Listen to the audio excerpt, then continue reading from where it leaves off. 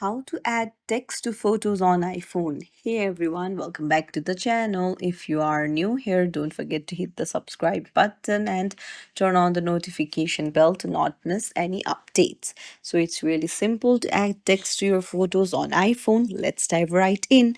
Open up your Photos app, find the photo where you want to add text to, then go to the sliders icon in the bottom, and then you need to go to the pencil like icon in the top right beside the three dots.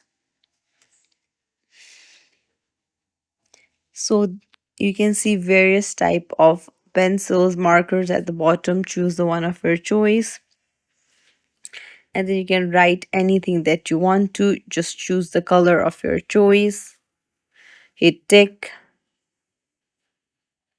and then you can write anything that you want to. But if you want to put in a text, then what you can do is you can go to the plus icon and then tap on add text and then put in the text. You can also change the color of the text, the font of the text. It's really simple. So there you go. It's as simple as that.